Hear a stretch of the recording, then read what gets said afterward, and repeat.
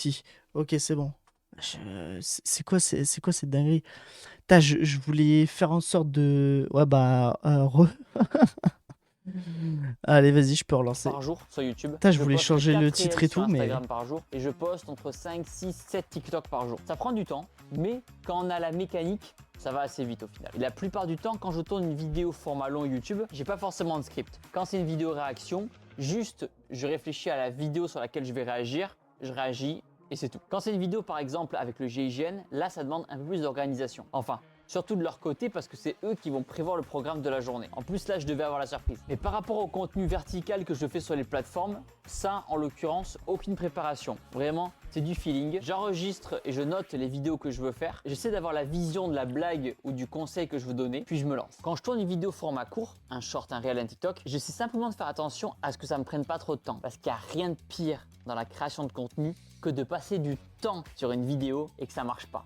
Ça fait pas de vue. Donc en vrai, chaque contenu vertical, j'essaie de faire en sorte que ça me prenne 10-15 minutes max, grand max par vidéo. Comme ça, si je la sors et qu'elle marche pas, c'est pas grave, je suis pas déçu et je passe à la suivante. Assez rapidement, je me suis rendu compte que moi, j'étais beaucoup plus productif le matin. De 7h jusqu'à midi, je suis hyper productif. Et l'après-midi, un peu moins. Peut-être parce qu'il y a la digestion, etc. Et je redeviens productif un petit peu après 6h du soir. Donc souvent, quand j'ai quelque chose où je dois pas trop réfléchir, je me le cale l'après-midi. Aujourd'hui, j'ai une monteuse très douée, très talentueuse, qui travaille sur les vidéos YouTube format horizontal. C'est les vidéos qui prennent le plus de temps à monter, ça prend des journées, voire des semaines des fois. Par contre, le contenu vertical pour les réseaux, c'est moi qui le monte. Tout simplement parce que j'ai la vision du rendu que je veux avoir, puis j'aime bien ça. Pour le YouTube format vidéo longue, j'ai une semaine d'avance. Et pour les réels et les shorts, j'ai à peine une journée d'avance. À peine. Voire même une demi-journée d'avance. C'est tout. Après, je pourrais avoir beaucoup plus d'avance. C'est juste que je poste tellement de contenu que du coup, ça s'épuise aussi vite. Dans mon cas de figure, j'ai pas de community manager. C'est moi qui réponds aux commentaires, c'est moi qui réponds aux messages privés, c'est moi qui poste et c'est moi qui fais la veille. La veille, c'est l'analyse un petit peu des réels du moment. Je pourrais avoir quelqu'un qui m'aide là-dessus, mais en vrai, j'aime bien ça. Donc je le fais avec plaisir. Et le plus important vraiment, c'est que j'essaie de pas être piégé par les réseaux sociaux. J'essaie de les utiliser, mais que eux ne m'utilisent pas. Dans le sens où quand je regarde des vidéos TikTok, des shorts ou des réels, je me dis tiens, cette blague elle est intéressante, comment je pourrais la détourner pour en faire moi une blague dans mon univers de la muscu et du fitness. Tiens, cette personne-là elle a une histoire intéressante, pourquoi pas la contacter pour faire une interview pour ma vidéo longue YouTube. À chaque fois que je regarde des réels, je me mets pas dans l'optique détente, je me mets dans l'optique il y a peut-être des idées à choper. En termes de productivité, après, ce que j'aime bien faire, c'est que quand j'arrive à la salle de sport, j'aime bien avoir une liste de réels que je dois faire. J'en fais 10 à la suite, par exemple, j'en tourne 10 réels jusqu'à ce que j'en ai marre, j'en tourne et après je vais à la maison et je les monte tranquille. J'essaie d'optimiser mon temps comme ça. Après, si vous êtes un indépendant ou une entreprise et vous regardez cette vidéo-là, vous n'êtes pas obligé d'en faire autant que moi. Rien que de poster un réel par jour, c'est déjà génial. Moi, je suis un petit peu extrême là-dessus, voire limite malade. Mais comme je vous le disais tout à l'heure, plus vous allez faire de vidéos, plus il y a de chances qu'il y en ait une qui marche bien et qui sorte du lot. C'est comme si vous allez pêcher. Si vous avez une canne à pêche, vous avez une chance d'attraper un poisson. Et si vous avez 10 cannes à pêche, vous avez 10 fois plus de chances de choper un gros poisson. Vous devez vraiment penser à optimiser votre temps. Par exemple, quand vous faites une vidéo pour YouTube au format horizontal, n'hésitez pas à découper cette même vidéo en plusieurs formats verticaux courts. Comme ça, vous pourrez utiliser ces différents extraits pour communiquer sur votre vidéo YouTube format long. Le contenu vertical, c'est un super moyen de se faire connaître et le contenu horizontal long de fidéliser. Et c'est important de Je travailler sais pas où il y avec a un les truc deux. là. Parlons réussite, parlons échec. Parce que quel que soit le résultat, Il y a un truc, ça je fait crois. grandir. Surtout quand il y a un échec d'ailleurs. On va parler de ma vidéo la plus vue sur ma chaîne YouTube. 24 millions de vues. C'est celle de ma compétition de fitness. Pourquoi elle a marché? Parce qu'elle raconte une histoire. Il se passe quelque chose. Il y a un début, une situation et une finalité. Ah, c'est parce Va-t-il qu'il me semble gagner? que j'ai Va-t-il oublié le perdre? W comme un Bon, en connard. l'occurrence, j'ai gagné ma compétition de fitness, mais ça on le sait pas au début. Elle crée aussi beaucoup d'engagement. Les gens qui disent bravo en commentaire. Il y a aussi un pouce bleu. Il y en a plus que d'habitude parce que il y a une histoire, il y a une finalité, il y a une arrivée. Il se passe quelque chose, je gagne. Cette vidéo, c'est vraiment la définition du storytelling. Je m'entraîne pendant longtemps, j'ai fait une sèche, je participe à une compétition de fitness et il y a un résultat à la fin. Maintenant, parlons de celle qui a fait le moins de vues. Je l'ai sortie il y a 2 mois. Le titre, c'est Rien ne se passe comme prévu. Et elle n'a pas C'est bon, marché, il y a un pourquoi? double Parce que je slash là. testais quelque chose de nouveau, je testais un nouveau format. J'ai eu une période là, en septembre 2024, où j'en avais marre de mes formats vidéo habituels. Je voulais me challenger et créer un format différent, sans cut, sans zoom, sans montage. Dans cette vidéo, je fais donc une séance de muscu classique. Pas de musique, pas de bruit. Juste moi à la salle qui pousse des poids et qui parle. Et je peux expliquer le fait qu'elle ait fait beaucoup moins de vues que ma moyenne habituelle, juste par rapport au format parce qu'il n'y a pas de cut. Aujourd'hui, les gens, pour être stimulés pour regarder une vidéo en entier, surtout mais que la si, vidéo elle attends. dure 1h30, il faut des cuts, il faut du Ah, rythme. voilà, Une c'était ça. vidéo qui n'a pas de rythme, c'est une vidéo qui potentiellement ne marche pas. Ça a été le cas de cette vidéo. Si demain je ressors cette même vidéo en format 20 minutes avec des cuts, des musiques d'ambiance, des zooms, des sous-titres, elle fait 4 fois plus de vues. Mais c'était un test de ma part. Après malheureusement des fois quand je sors une vidéo ça marche, des fois ça marche pas et on sait pas trop pourquoi. Dans ce cas de figure précédent je pouvais vous l'expliquer la différence de vue. Mais des fois, pourquoi une vidéo pète et une autre vidéo pète pas? Il y a des indices. Mais quand on a respecté le hook, le dynamisme, le storytelling, l'accroche et que pourtant la vidéo ne marche pas, on ne sait pas. Et pourtant, c'est dans ce genre de situation qu'il faut être fort mentalement, pas s'apitoyer sur notre sort, pas être dégoûté, pas passer une mauvaise soirée, pas engueuler ses équipes et se concentrer sur la vidéo d'après. Cette vidéo n'a pas marché, c'est pas grave, on passe à la suivante. Dans tous les cas, que ce soit les réussites ou les échecs, ça fera partie du processus. Donc gardez le moral, gardez le mental et publiez. Pour ceux d'entre vous qui me suivent depuis longtemps, vous avez dû remarquer que mon contenu a beaucoup évolué en 10 ans. Et ce qui est logique, puisque j'ai commencé les vidéos quand j'avais 22-23 ans et aujourd'hui je vais sur mes 33 ans. Il s'est passé 10 ans. J'imagine que vous-même qui regardez la vidéo, vous n'étiez pas les mêmes il y a 10 ans. Je me trompe. Et on ne sera pas non plus les mêmes Forcément. dans 10 ans. Quand j'ai commencé Ouais, mes c'est ça. vidéos, par exemple, moi Forcément. je parlais que de musculation et de fitness. Puis, au bout de 3-4 ans à parler que de muscu et que de fitness, j'en ai eu marre et j'ai commencé à tester différents sports. Puis au bout de 2 ans, quand j'ai eu testé beaucoup de sports, je me suis dit tiens, je peux tester différents métiers. Pâtissier, armée, déménageur, apiculteur, viticulteur, j'en ai fait plein. Et ce qui est rigolo, c'est que aujourd'hui, 10 ans plus tard, je reviens dans le sport, je reviens dans le fitness. Comme c'était un petit peu une boucle, que j'étais arrivé au bout d'une boucle et que je revenais au départ. Mais ça me va. Le plus important, c'est d'être content de ce qu'on fait et d'être satisfait. Il n'y a rien de pire quand on est créateur de contenu que de se forcer à faire les choses. De se forcer juste parce qu'on sait que ça va faire des vues et que ça va marcher. Et le risque dans ce cas de figure, c'est que si vous vous forcez à faire un contenu et qu'en plus ça marche pas, vous aurez tout perdu. Donc règle numéro 1, c'est vrai. du plaisir dans ce que vous faites et ce que vous créez. Comme ça, si votre vidéo ne marche pas, c'est pas grave, vous aurez quand même passé un bon moment. J'ai eu beaucoup de critiques quand j'ai commencé à diversifier mon contenu muscu moi. Beaucoup de personnes me disaient « Thibaut, elles sont où les vidéos muscu ?» Thibaut, t'es connu pour la muscu, qu'est-ce que c'est? Qu'est-ce que tu vas faire un clip de musique? Qu'est-ce que tu vas faire une vidéo avec des abeilles? On s'en bat les couilles des abeilles. Nous, on veut prendre des pecs. Bah ouais les gars, mais moi ce que je veux faire à ce moment-là, c'est voir des abeilles, comment ça se passe. Et assez rapidement, vous devez vous dire que c'est vous qui êtes maître de vos réseaux sociaux. C'est vous qui choisissez ce que vous voulez proposer. Alors oui, bien sûr, il faut écouter les critiques. La critique peut être aussi positive et construite. Mais c'est vous qui décidez de la direction que vous allez prendre. Et c'est pas à vos abonnés de vous dire ce que vous devez faire. Vos abonnés, eux, ils consomment. Et si votre contenu ne leur plaît pas, eh ben ils partent et ils iront voir quelqu'un d'autre. Mais le plus important pour vous, c'est d'être aligné avec ce que vous faites. Dans un but de croissance, il faut donc réussir à se renouveler. En suivant pourquoi pas des trends, en faisant des featuring, pourquoi pas avec des nouvelles têtes montantes. Eux, ils seront contents de faire un feat avec vous parce que vous appartiendrez entre guillemets à l'ancienne génération. Et vous, quelque part, vous resterez au goût du jour parce que vous ferez des feats avec cette nouvelle génération. Il ne faut pas hésiter aussi à aller sur les nouvelles plateformes. Je sais qu'il y a beaucoup de youtubeurs et créateurs de contenu qui ne voulaient pas aller sur TikTok au début, même Musical.ly à la base. Tout le monde fuyait cette application, moi j'y suis allé. Aujourd'hui on est plus de 15 millions sur mon compte TikTok. Et d'ailleurs la majorité des gens qui ne voulaient pas être dessus ont fini par créer un compte. Je sais que c'est pas facile parce qu'on vieillit, mais il faut arriver à se dire que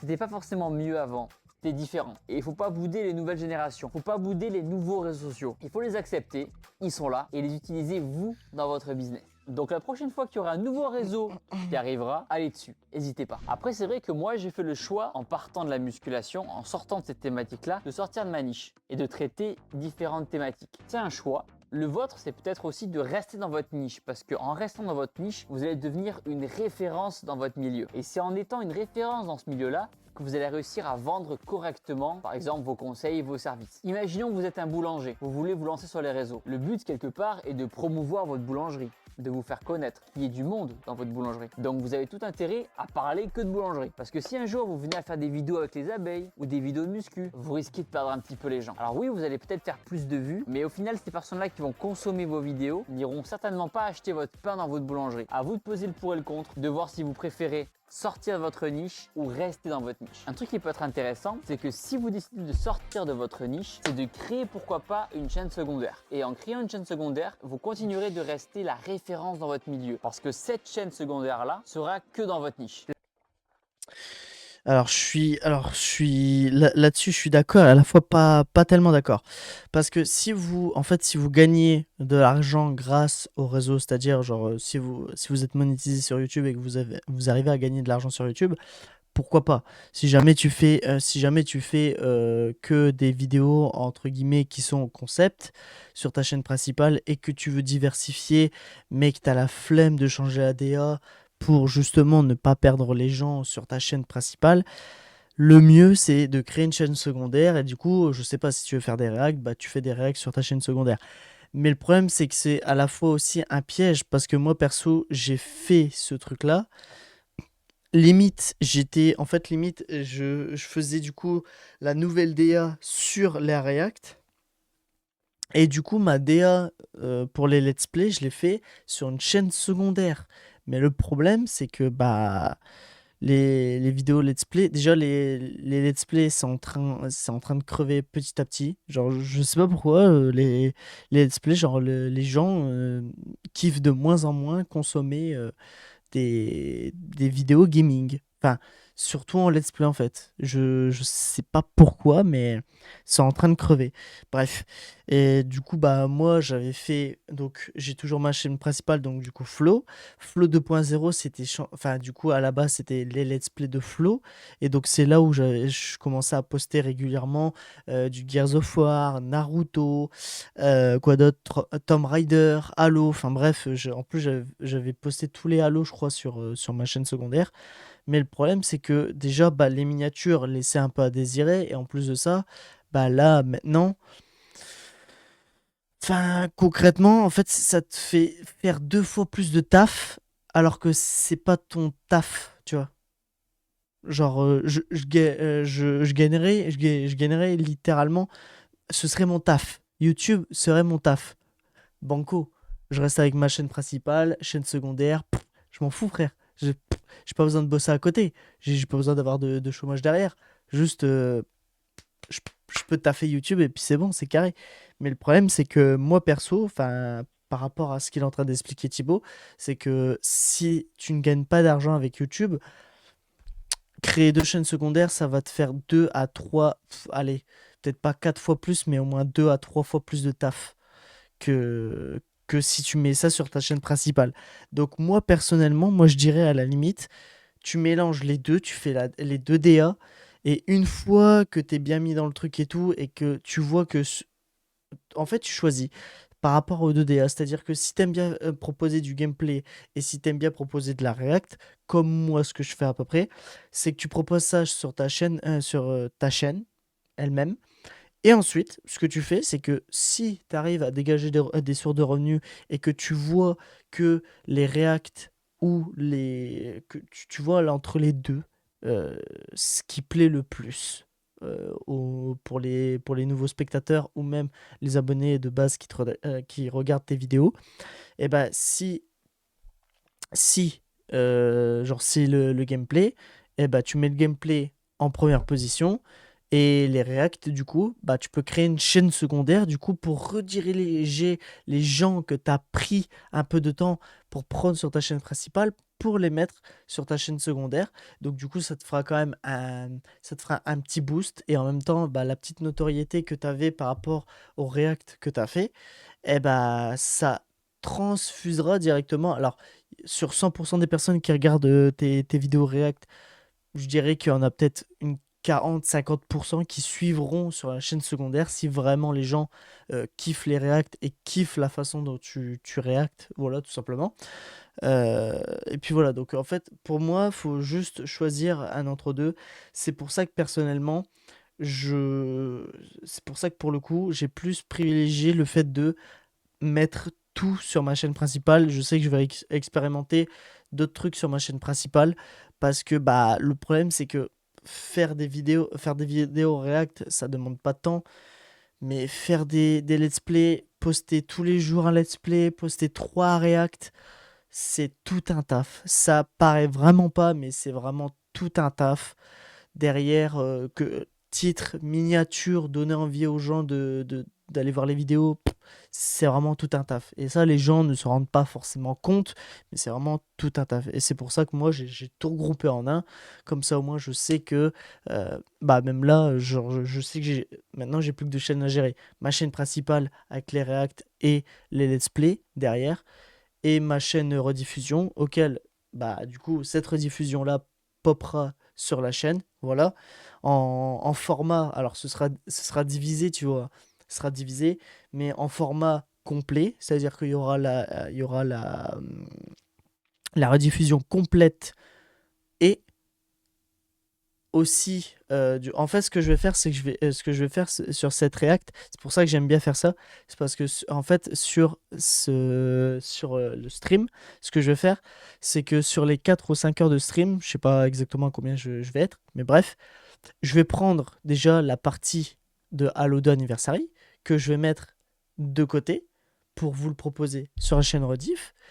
Et ensuite, ce que je vais faire, c'est que je vais prendre aussi, du coup, la vidéo de Thibaut comme React, du coup, pour la mettre aussi à côté. Donc, en gros, ça fera 2 contenus pour une rediff et la rediff complète que je posterai directement. On va me dire, ah, mais attends, si tu prends ton contenu pour Halo 2, si tu prends ton contenu juste pour le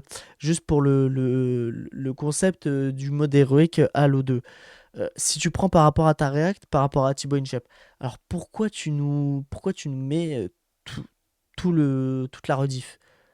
Il y a pas de sens. Si, parce que au moins déjà, ça me fait déjà 3 contenus par la chaîne rediff, ce qui n'est pas négligeable, ça fait du coup 3 bons contenus. Et donc derrière, ça incitera les gens, soit les gens qui voudront juste regarder du Halo 2 Anniversary pendant 2 heures, regarderont ça, soit si les gens veulent juste regarder la React du coup de Thibaut que je suis en train de faire, ou alors encore, soit les gens veulent se taper tout le live pendant 4 ou 5 heures.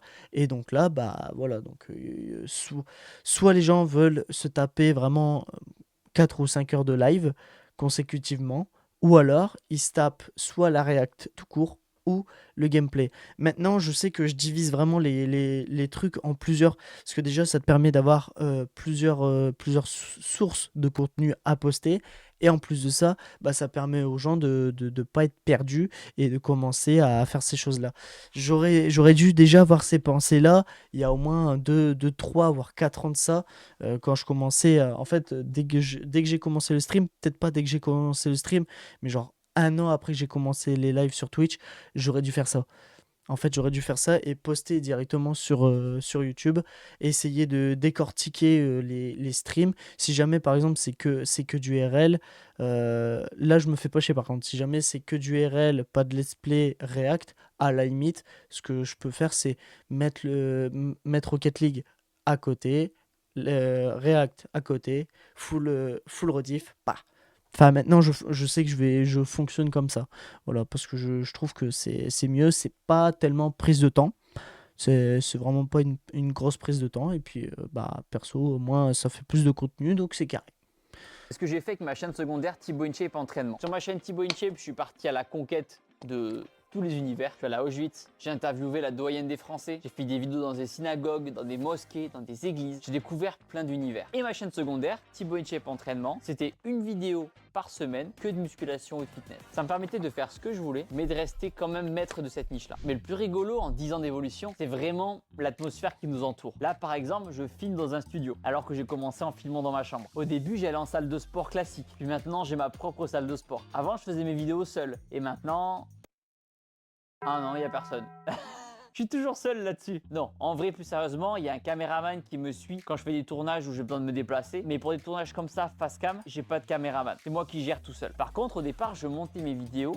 Maintenant, j'ai une monteuse. Et heureusement d'ailleurs. Parce que le montage des vidéos, c'est le plus dur en vrai. Et c'est le plus important aussi parce que c'est ce qui va donner le dynamisme à la vidéo. Le bâtiment dans lequel je filme là, le studio, il est basé à Albi dans le Tarn, à 1 heure de Toulouse. La taille du bâtiment fait 1500 mètres carrés. Et c'est vrai qu'on s'estime chanceux parce que à Paris, avoir un bâtiment aussi grand, ce serait pas possible. Si on a pu avoir un bâtiment aussi grand aujourd'hui, c'est parce qu'on est en province. Mais retenez bien que c'est pas parce que vous allez avoir un beau studio, une belle caméra, une grosse équipe, que vos vidéos marcheront forcément beaucoup mieux. Ce que les gens apprécient dans la création de contenu, c'est l'authenticité, la personnalité. c'est vraiment ce qui primera toujours en premier. Après, moi, j'ai fait le choix d'être un créateur de contenu avec une petite équipe. Aujourd'hui, il y a plein de créateurs de contenu qui font des grosses productions, qui ont des centaines de salariés. Moi, c'est pas ce que j'ai envie. Et je respecte, hein, je respecte leur choix. Chacun fait ce qu'il veut. Mais comme je vous le disais dans un autre module, je suis plutôt indépendant. Et j'aime bien avoir une petite équipe compétente, mais pas avoir des centaines de personnes pour qu'au final, je passe plus de temps à faire du management que de la création de contenu. Je le répète, moi, ce que je veux, c'est faire des vidéos et de la muscu. C'est tout. Alors oui, effectivement, aujourd'hui, ma caméra, celle qui me filme, c'est un Sony A7S III. Ça coûte 5000 balles. La première caméra que j'ai achetée il y a 10 ans, elle a coûté 90 €. Mais aussi, il s'est passé 10 ans et la qualité s'est améliorée. D'autant plus qu'une fois que votre notoriété est bien assise, c'est toujours un plus d'avoir une bonne qualité, un bon son, des bonnes lumières. Toujours plus agréable pour vous qui allez m'écouter et regarder. Mais franchement, pour tous les débutants qui vont me regarder, la caméra la plus intéressante, c'est votre téléphone. Aujourd'hui, les téléphones, ils font de la super qualité. Donc au départ, n'investissez pas des 100, des 1000, des 2000, 3000 € dans du matériel. Au départ, prenez votre téléphone, filmez-vous et postez. Postez, postez, postez, postez, postez. Et ensuite, vous ferez un bilan après et vous verrez si vous avez besoin d'une grosse caméra. Mais pour moi, une des erreurs, clairement, ce serait d'investir dans du matériel trop cher pour, au final, abandonner. Trop de gens se disent allez, je me lance dans la création de contenu, ils achètent tout le matos et ils en font pas. Ou alors ils en font mais ça marche pas. C'est dommage.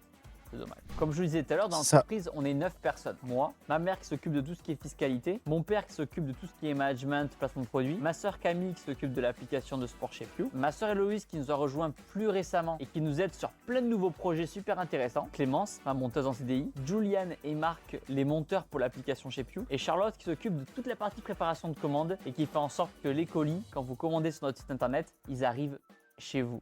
Je me suis rendu compte qu'il fallait que je m'entoure d'une équipe compétente le jour où je me suis mis en couple avec Justine, ma copine, ma chérie, et qu'en fait le soir je passais plus de temps à faire du montage vidéo qu'à être avec elle. Et c'est vrai que quand on est célibataire et tout, on a tout le temps devant soi. Mais quand on souhaite partager sa vie avec quelqu'un, que ce soit sa chérie ou une famille, eh bien il faut savoir déléguer. Et à ce moment-là, dans l'intérêt de mon couple, il fallait que je délègue le montage de mes vidéos. En 10 ans de YouTube, ce que j'ai vraiment compris, c'est que les réseaux allaient vite.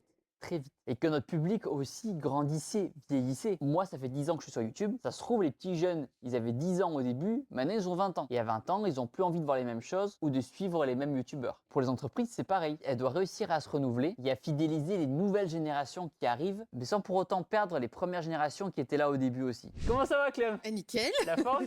Petite Bah pause oui. dans le montage. Ah, j'ai presque fini là. C'est bon. Tu montes quoi du coup là? Je suis sur la vidéo GIGN. On en parlait tout à l'heure, ça va être très cool. Ça va très être cool. très très En cool. Oui. vrai, je pense que c'est une vidéo, ouais, une des top vidéos de la chaîne. Hein. Ça fera partie des top vidéos, je pense. Hein. Ouais, ouais. Bon, j'hésite presque à la mettre sur YouTube. On peut épingler les vidéos en top. C'est les premières vidéos. J'ai mis la vidéo box là pendant 6 mois. Et je pense que la vidéo GIGN, elle méritera sa place. C'est là carrément, ouais. Elle méritera sa place. Tu es content qu'on bosse ensemble, Clem? Ça va faire 5 ans. 5 ans. J'ai pas présenté Clem, du coup, c'est la monteuse de ma chaîne YouTube. Exactement. On en parlait de bien s'entourer. Voilà. C'est Clem qui permet à mon couple de perdurer, puisqu'à la base, j'expliquais en fait comment j'en suis venu à me faire entourer. Quand je suis tout seul, je peux faire mon montage le soir, etc. Un peu début de nuit ou très tôt le matin. Et quand t'as quelqu'un qui est à côté, qui attend comme ça, et ben voilà. Il faut savoir déléguer et surtout que Clem monte les vidéos quand même mieux que moi. Donc voilà, autant qu'elle fasse le boulot. Non, mais je le pense vraiment. Ah, non, je le pense vraiment. Donc c'est nickel. Ça fait 5 ans qu'on bosse ensemble. Comment t'as vécu du coup toi le début un petit peu quand on a bossé ensemble et l'après? Il y a beaucoup de choses qui ont évolué en 5 ans, je pense, dans la façon de faire. Déjà, moi, c'était la première fois que je me mettais à Final Cut. Ouais. Donc, je découvrais aussi le pad. Moi, j'étais toujours avec ma souris au début. Bien sûr. Et puis après, j'ai découvert le pad et puis ma souris est partie à l'abandon. C'est vrai qu'il y a eu plein d'étapes. Au début, quand j'ai délégué à Clem, j'avais beaucoup de mal à déléguer montage à quelqu'un parce que c'est un peu son petit bébé, etc. Aujourd'hui, je t'avoue que pour rien au monde, je reviendrai avant. Et même des fois, j'ai tellement confiance que même des fois, je regarde même pas les vidéos. Je regarde après quand elle sort, je dis, oh, c'est trop bien la vidéo. Et au début, pourtant, j'avais trop du mal à déléguer les montages. Normal. Et je voulais faire du Final Cut Pro parce que ça permettait que, comme tu avais ce logiciel-là et moi le logiciel, de s'envoyer les bibliothèques et de pouvoir modifier, etc. Parce qu'au début, forcément, t'envoies la V1. Le but, c'est que toi, tu prennes de l'expérience, que tu arrives un petit peu à copier le style que j'avais et aujourd'hui même à imposer aussi ton style à toi qui au final correspond parfaitement à la nature de la vidéo. Donc ouais, c'est vraiment étape par étape. Qu'est-ce qui était le plus dur au début peut-être? C'était de voir, je pense, le temps de rush qu'on avait et de refaire une vidéo très courte parce qu'au début, on avait beaucoup de temps de vidéo et on faisait que des vidéos de 15-20 minutes grand max. La vidéo de 20 minutes, c'était une vidéo super longue de base. Alors vrai, que maintenant, c'est 20 minutes, mais elle est si courte. Mais oui, c'est vrai que YouTube a vachement évolué là-dessus. C'est vrai que moi, je me souviens, mes premières vidéos que je faisais, elles faisaient entre 4 et 6 minutes. Les toutes premières vidéos YouTube. Et aujourd'hui, voilà, il y a quelques années, peut-être il y a 5 ans, elles étaient sur du 20 minutes. Et aujourd'hui, il y en a 1 heure. Et encore 20 minutes, je te dis, c'est quand elles étaient longues. Il y a 5 ans. Ouais, c'est vrai, donc, c'est vrai. non, ça a bien évolué. Et maintenant, si les vidéos elles font 1 heure, bah faut 1 heure. C'est ça, vidéo GIGN, là, j'en suis sur du 45 minutes. Fait tranquille, quoi, format normal. En plus, celle-là, elle va envoyer du steak, donc ça a 45 minutes d'action. Il y a du contenu, là. Il y a du contenu. Donc, c'était le plus dur. Est-ce qu'il y a d'autres choses qui étaient compliquées ou... Moi, au début, j'ai essayé aussi de mettre beaucoup de références aussi. Donc, chercher des illustrations, ça a pris beaucoup de temps. Chercher les musiques, ça prenait beaucoup de temps aussi, jusqu'à ce qu'on se mette du coup à Envato. Et donc là, ça a permis de gagner beaucoup de temps. Et aussi de se faire une première bibliothèque de ressources de base qu'on va réutiliser plusieurs fois. Mais le faire au fur et à mesure, déjà, ça prend un peu de temps de chercher tout ce qu'on va rajouter en plus du montage pour animer. Et aussi de continuer de la veille sur les animations, sur les titres, vraiment tout redécouvrir les codes YouTube et aussi de voir ce qu'on aime faire, d'imposer un peu son style, même si au fur et à mesure des années, tout a évolué en fait. Au début, on faisait beaucoup de références de films, c'est vrai. ce qui a fini par sauter. Pas mal d'animations aussi, de parties. On faisait des petits panneaux, dire partie 1, partie 2, avec différents titres, qui a fini par sauter aussi. Mais aussi, notre contenu aussi a énormément bougé, donc forcément, la mise en forme a aussi beaucoup changé à cause de ça. Ouais, tout a beaucoup changé en fait. C'est ça en fait. En 5 ans, on a eu plein de périodes et de modes. C'est ça. C'est vrai que c'est une très bonne remarque. On se rend compte qu'avec les réseaux, tout va super vite. Et en à peine 5 ans, on passe des formats de 20 minutes avec beaucoup de blagues, d'inserts, etc. à des vidéos plus posées, plus longues, avec des tons plus sérieux des fois dans les interviews et tout. Ça dépend vraiment des interviews. Tu parlais d'Envato tout à l'heure. Ça peut être un bon conseil pour les gens qui nous regardent. Ça sert à quoi Envato? Envato, en fait, c'est une bibliothèque de différents fichiers. Ça peut être des musiques, des effets libre de droit. Tout libre de droit. Combien on paye par... J'ai plus les tarifs en tête. Je crois que c'était 200. 200 € par an, je crois. Mais ça vous fait gagner un temps monumental dans la recherche de vidéos, d'images et surtout que ce soit libre de droit, en fait. De ne pas faire sauter vos vidéos parce que vous utilisez telle musique ou telle image. C'est vrai que pour les personnes qui sont sur les réseaux, YouTube, au niveau de la musique, ils sont hyper stricts, hyper sévères. Il y a YouTube qui a sorti une bibliothèque de libre de droit au niveau des musiques. Vous avez juste à cliquer dessus, à utiliser les musiques librement et au moins pas de soucis. Sinon, utilisez Envato ou il y en a un autre qui existe. Il y a plein de sites qui existent avec une licence. Voilà, des bibliothèques d'effets son en général ou même du coup de musique. Et là, il y a plein de sites qui permettent d'avoir ça. Comment t'organises tes journées? Très bonne question, mais moi ça m'intéresse. À la one again. C'est-à-dire qu'en général, je commence à 8h parce que je suis beaucoup plus efficace le matin, donc je me fais 4 à 5 heures d'affilée. Et après, l'après-midi, ça dépend si je vais sortir le chien au milieu, si je fais une séance de sport au milieu. Mais je fais le temps restant, du coup, dans l'après-midi, c'est plus aléatoire dans l'après-midi. Le matin, c'est systématique, 8h, midi, 8h, 13h. Et après, j'organise selon les rendez-vous que j'ai dans la journée. Bien sûr, les courses, des trucs. Voilà, c'est ça. Faut que j'aille faire une course, faut que je fasse une machine au milieu. C'est vrai que moi, comme je suis en TT aussi, ça, je précise, je travaille à la maison la plupart du temps. Et donc, ça me permet d'organiser vraiment mes journées comme je veux et selon l'efficacité. Donc, c'est-à-dire que s'il y a un matin, je me sens complètement claqué, tant pis, on commencera à 8h30, à 9h.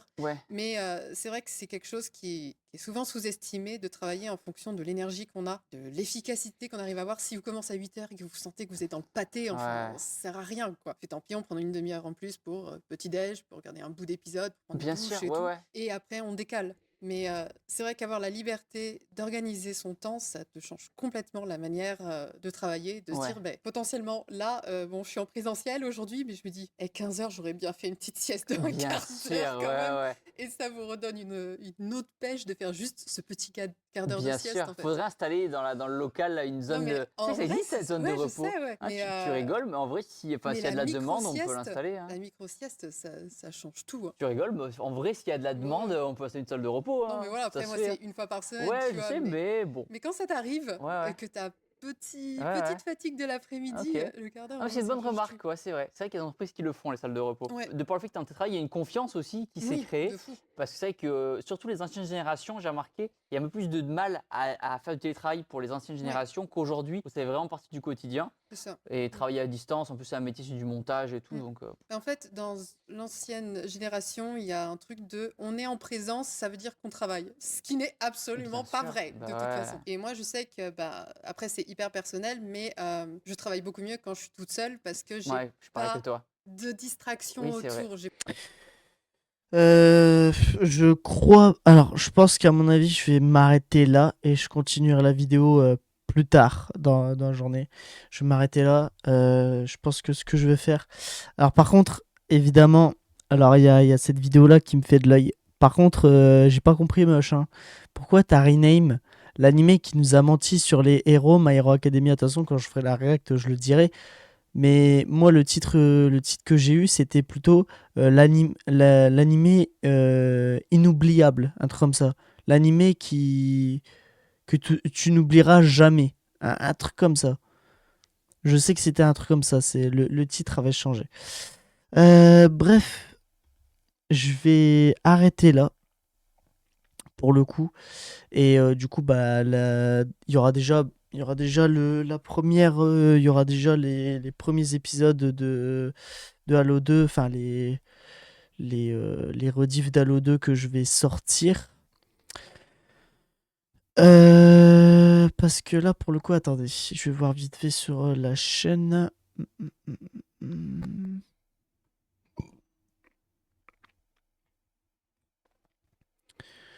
Voyons voir. Sachant qu'en plus, ouais, sachant que pour le coup, je voulais modifier aussi vite fait la miniature. C'est vrai qu'il faudrait que je vois aussi peut-être pour. Alors, je sais pas si le mieux c'est de laisser comme ça, tel quel, ou genre vraiment de mettre juste les images incorporées. Genre, par exemple, là, je crois que j'ai fait. Ouais, là, j'ai fait du Rocket League plus Halo 2. Tu sais que je coupe en deux en mettant Halo 2 par exemple à gauche et Rocket League à droite. Je sais pas si ça peut être bien, je sais pas, ça dépend parce que c'est vrai, regarde là. Regarde, t'imagines quand même là, la fin de Halo CE plus tournage abandonné de Bugshot. 12 vues, 1h59. 12 vues pour 2,3 heures de temps de visionnage. Et là, la fin de Halo CE, frère, elle a fait 3 vues pour 1,3 heures de visionnage. Par contre, ouais, et plus un abonné. Mais frère, 3 vues, hein, que dalle. La 8, 12, 17. Alors du coup, celui-là a 16 vues, 5 heures de visionnage. Ça, c'est bien, ça. Ça, c'est bien. 1400, ouais, c'est pas très grave en soi. Non, ce qui est bien, c'est que du coup, les gens sont quand même restés. Ouais, c'est bien en vrai, c'est bien, c'est bien. Tu vois là, 100%, 53. Il y a quand même un peu plus de 10% qui est resté jusqu'aux 42 minutes. Durée moyenne d'une vue, 17 minutes 30. C'est bien en vrai. C'est bien. Par contre là, et là, ça fait un pic. À 1h44, pourquoi?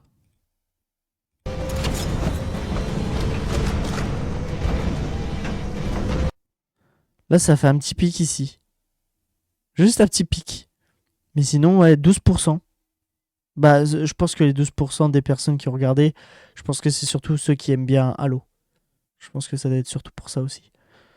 Là, c'est la Fast Food Simulator, combien? 23 vues, 4,7. Oh putain. Ah ouais, là, la fluctuation, 4%.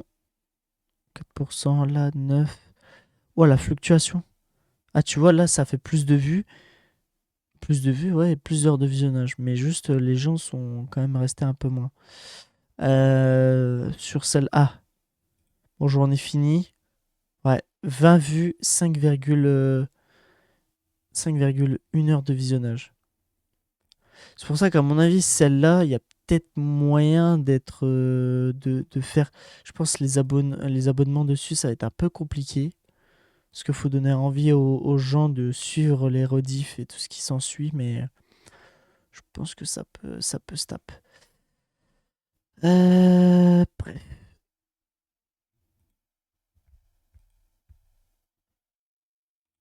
Ça va quitter. Je vais arrêter là.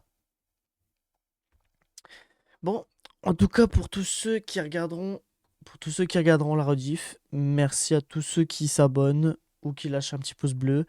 Et n'hésitez pas aussi à laisser. N'hésitez pas aussi à, à venir sur Twitch. Ah ouais, voilà. Hop, Objectif Beats. Et là, c'est ici. Voilà. Hop. En vrai, de vrai, ce que je peux faire, c'est juste laisser ça, du coup. Ah, nickel. Nickel. Parfait.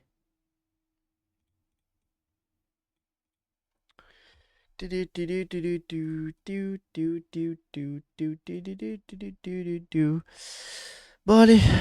Est-ce que j'ai un truc de fin? Je crois que oui, non? Ah, ça, c'est les intros, mais... Petit poney. Fin de stream. Petit poney. Petit poney.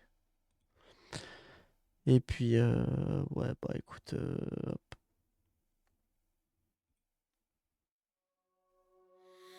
Je balance lentement. Non.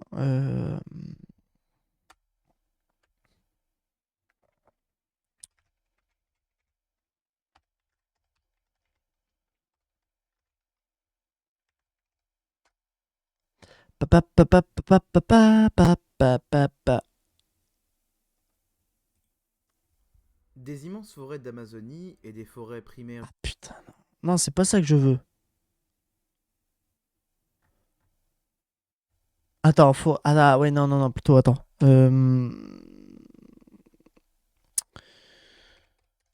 Ouais, voilà. En mode... Là, voilà, c'est ça.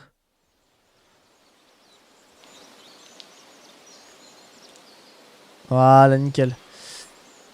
Bon, ouais, moi je vous laisse. Allez, ciao, ciao.